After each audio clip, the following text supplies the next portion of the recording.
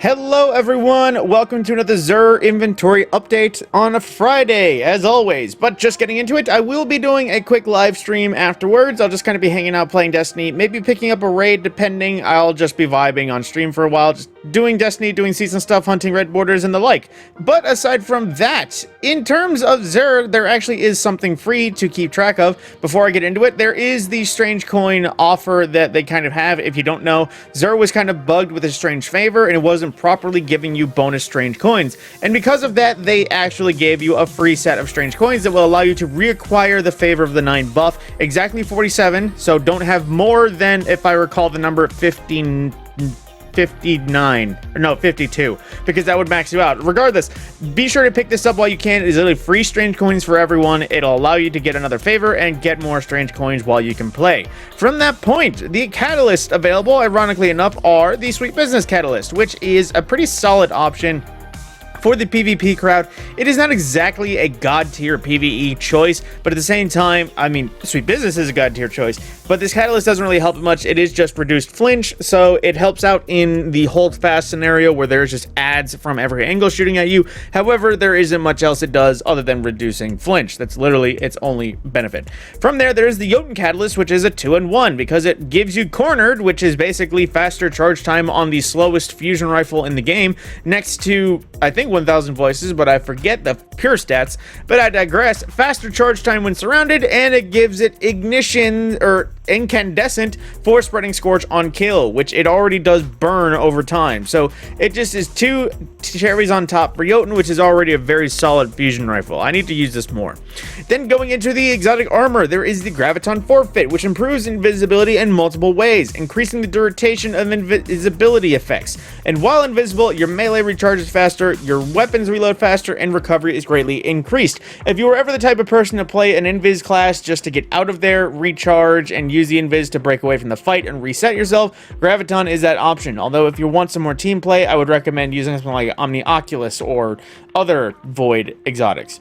From there, Heart of Inmost Light, which is the neutral game king of Titans, especially for prismatics. It makes it so that any ability of your grenade, melee, or barricade can empower the other two. Use your grenade, you get strength in melee and a higher health barricade. Use your barricade, you get strength in grenades and melee abilities. And it descends from there. Very useful during Transcendence. Aside from that, it is pretty much, that is all it is to it, is using abilities give you more ability energy.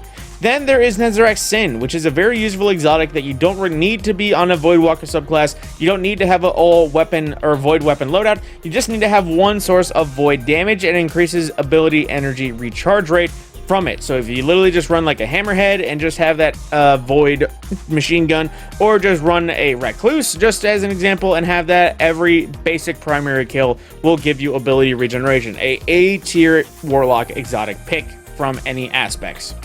Then moving into the weapons, the Hawkmoon is a weird one because it seems very Crucible focused but has 0 range perks, because it has the Fluted Barrel for better handling stability, the Combat Grip that gives you better recoil control, and Snapshot Sights for the quick handling on aim down sight. However, it doesn't have any range buff, which, while it is a pretty solid ranged hand cannon altogether, still, I know people would like as much range as possible when it comes to their primary hand cannons. From there, there is many ad clear varieties. First is one of the simplest ad clears in the game, Huckleberry, which it has essentially subsistence as well as a classic rampage, which is more powerful than any other rampage of the game if my knowledge is still up to date.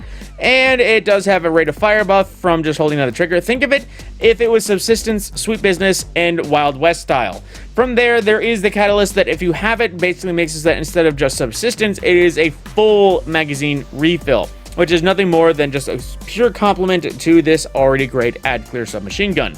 Although, like I said, it is simple. There is also Sunshot, which in the ad clear sense is really good because it was recently updated so that it can spread scorch on explosions. While it was nerfed so that the explosions it creates does not do nearly as much damage, it still does most of the damage. I think it was only like a 10% nerf. Regardless, it's essentially explosive round hand cannon. Anything it kills will explode in solar light. And from there, the catalyst is quite simple because it is a basic just stat buff with a increase to range and stability. Much better for the Crucible crowd. It's hard to say whether or not it does affect it just because I can't really get a basic Sunshot without the catalyst. I forget if this is one that spawns with it automatically. But moving on from that, we also have the Wardcliff Coil, which, to put it simply, is Eyes of Tomorrow, except you can't pick the targets. It is wily, spread, volley, non-tracking thing. It does have air quotes tracking, but you can't pick it. It will just pick a target and go for it, but it will probably not be the target you are thinking of, mostly. It does have a nifty perk that makes it so that anytime you run over a heavy ammo brick, it does auto-load, but that is literally every time you run over a brick. It doesn't have a basic auto-loader. From there, the Catalyst does, air quotes, improve the tracking, but it's hard to tell if it even is worth it at all, because the tracking, again, you can't pick. It's just how consistent are the rockets. Fun pick, but I wouldn't say useful pick, even though it hasn't been touched in ages. I am still hoping for a Wardcliff buff in some way, because it is lacking the love I feel like this old classic rocket launcher needs. From that point, again, keep track of the strange coins that are free, but only for this week, if I recall. So if you wish to, claim some extra stuff, be sure to get the free strange coins while you can. Get a loyalty favor of the 9. Get some extra strange coins while you play. From that point, just blazing through the armor sets, we have the Righteous set, which is basically the old Saint 14 armor set from Season of the Dawn, but without the Battle Pass upgrade. So if you wanted a more suit of armor looking suit for your 3 classes, they're here. And just blazing through the variety of weapons, we have the Death Adder, which is a solar lightweight SMG, a Farewell, which is a kinetic lightweight sidearm, the Hollow Words, which is a arc precision frame fusion rifle, Far Future, which is a solar adaptive frame sniper rifle, Blast Batu, which is a arc adaptive frame heavy grenade launcher, the Code Duello, which is a solar high impact frame rocket launcher, and then the Class Swords, which, if you don't know, there is the Crown Splitter for the Titans, a void aggressive frame sword, big overhead bonk. The Hunters get the Quick Fang, which is an arc lightweight frame katana based sword, real run fast. And then you also have the Infinite Vortex, or the Infinite Blade. I forget the official name, but it has something to do with Infinite for the Warlocks, a solar vortex frame sword, or a adaptive uppercut if it is the original version. It's hard to remember.